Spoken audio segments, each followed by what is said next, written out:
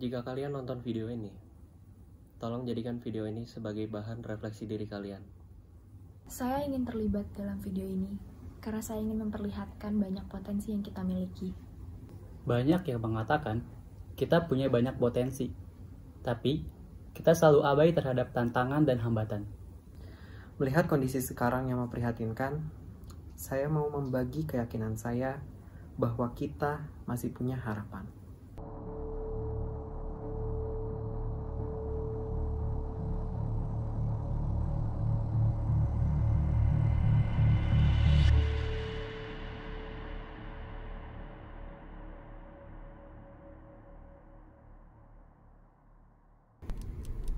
Siapa yang tidak membutuhkan air di muka bumi ini?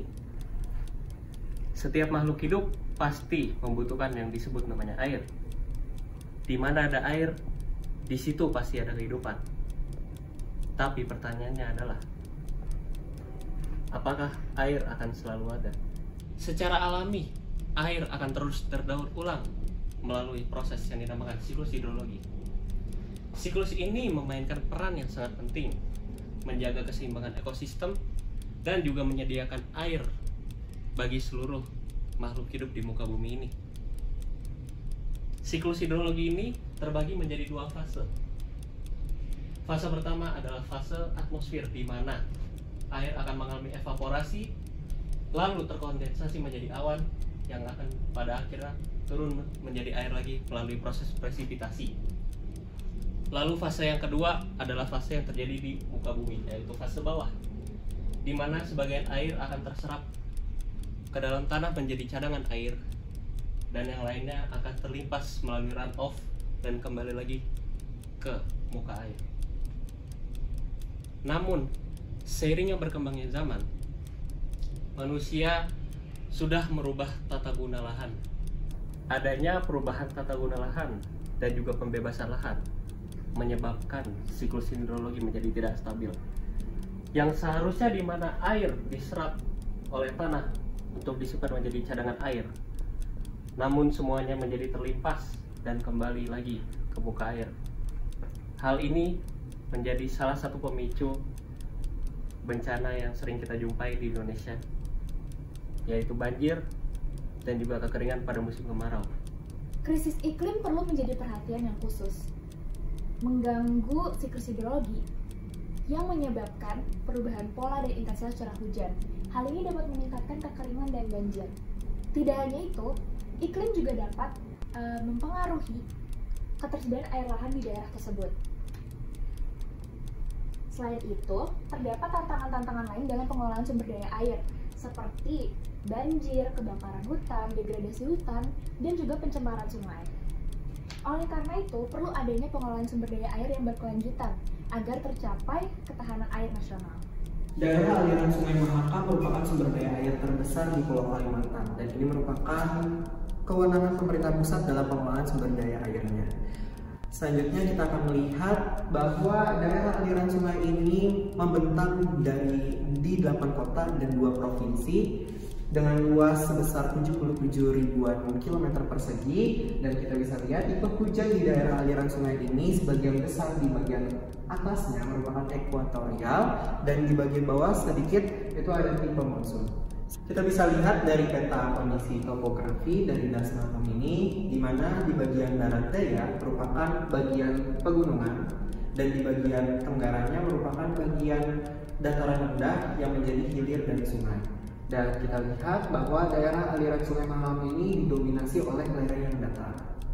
Selanjutnya kita akan melihat peta tutupan lahan yang juga merupakan faktor penting dalam pengelolaan sumber daya air, di mana di tahun 2016 ini didominasi oleh hutan kering sekunder dengan luas 27 ribuan kilometer persegi yang mengalami penurunan di tahun 2019 menjadi 23 ribuan kilometer persegi. Namun kita masih bisa lihat bahwa kondisi tutupan lahan di daerah sungai wilayah Mahakam ini masih didominasi oleh tutupan lahan yang air.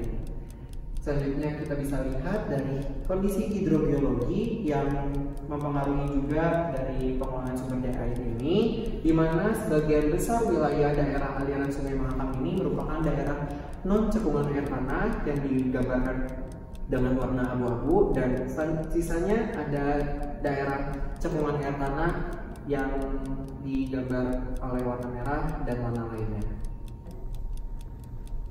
Kalimantan terdiri dari dua padangan kata, kali dan mantan. Kali yang berarti sungai, sementara mantan yang berarti banyak. Hal ini menggambarkan kondisi Kalimantan yang setidaknya terdiri dari 58 sungai. Kalimantan, khususnya Kalimantan Timur, selain dikelilingi oleh sungai seperti Sungai Mahakam, juga dikelilingi oleh pegunungan es Sangkulirang. Kawasan konservasi Heart of Borneo yang memiliki 6% keanekaragaman hayati di dunia, serta danau dan rawa-rawa. Karena berada di garis khatulistiwa, Kalimantan juga memiliki banyak sumber daya alam. Sumber daya alam dari bawah tanah yang merupakan sumber daya alam tambang meliputi minyak bumi, batu bara, gas alam, dan mineral. Sementara produk hutan seperti eukaliptus, kayu putih, kayu manis, gaharu, campur, kakao, dan kayu asteri. Produk pertanian berupa kelapa sawit, ubi jalar, jagung, kacang tanah, dan palawija.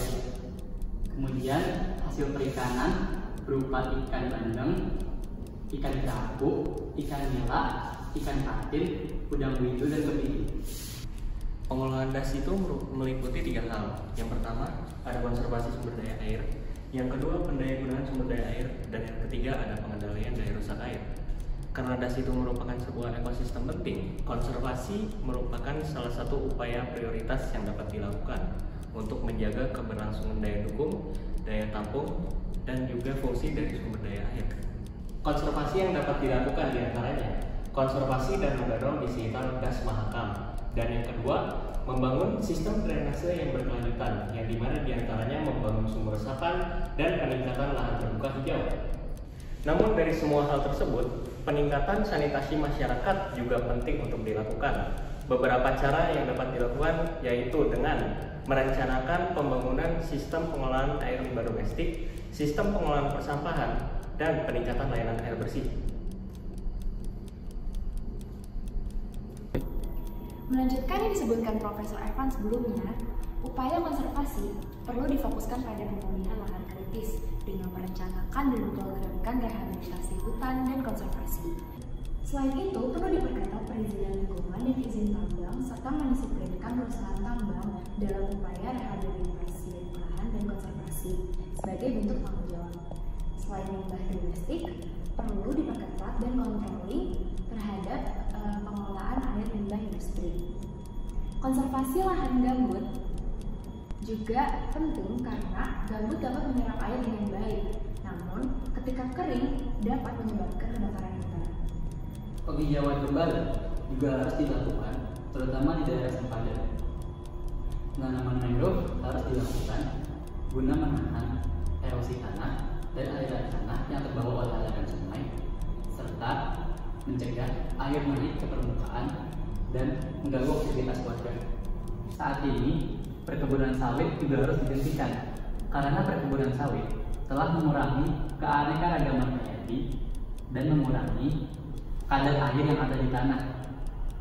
Perkebunan sawit harus diganti dengan pertanian atau perkebunan dengan sistem regeneratif, yaitu pertanian atau perkebunan yang menanam bukan hanya satu jenis tanaman tetapi banyak tanaman, sehingga nantinya akan tercipta hutan kembali.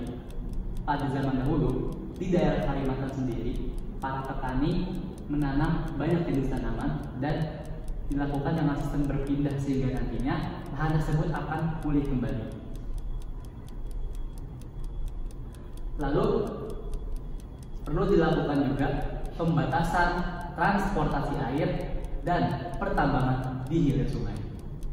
Karena habitat Pesut Mahakam yang merupakan hewan asli wilayah tersebut terancam akibat sudut-sudut sungai yang telah menipis karena pendangkalan sungai.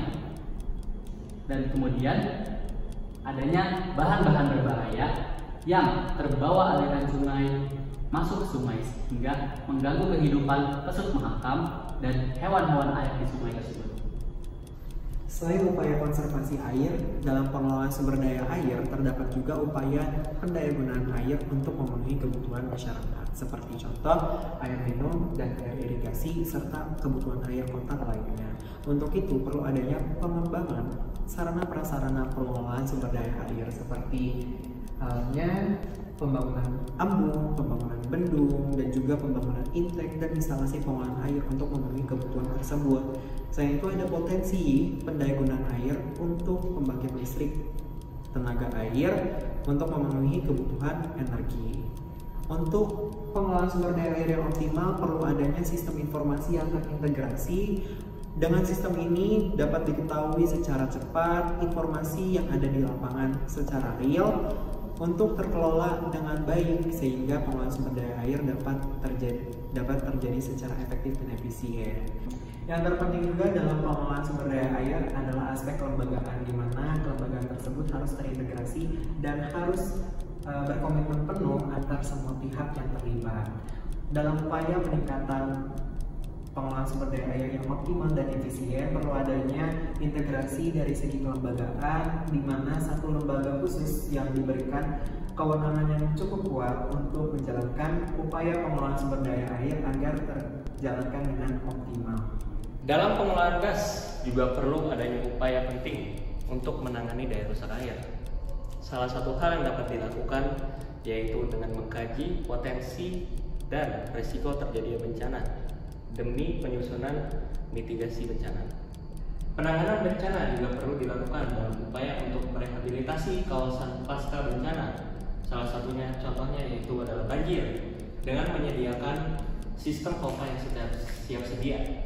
Namun selain daripada penanganan, mitigasi juga penting untuk dilakukan, yang diantaranya yaitu dengan membangun kolam retensi dan juga membangun bendungan kendali. Namun selain daripada penanganan dan mitigasi, penataan drainase juga merupakan faktor penting dalam pengendalian debit limpasan air hujan agar tidak terjadinya banjir. Pengelolaan das merupakan sebuah upaya yang sangat penting, bukan untuk diri kita manusia, tapi untuk kelestarian lingkungan itu tersendiri. Indonesia memiliki bentang alam yang sangat luas dengan ciri khasnya masing-masing. Nenek moyang kita tentunya sudah mengajarkan kita bagaimana mengelola sumber daya air yang tepat berdasarkan kondisi lingkungan kita masing-masing. Dengan kita belajar mengenai pengelolaan sumber daya air yang tepat berdasarkan tradisi yang sudah ada dengan masyarakat adat dan kearifan lokal, tentunya kita dapat mempertahankan ketahanan air di Indonesia agar menjadikan bangsa Indonesia ini bangsa yang sangat besar. Namun pertanyaannya adalah, apakah kita akan berhasil dalam mengelola sumber daya air kita?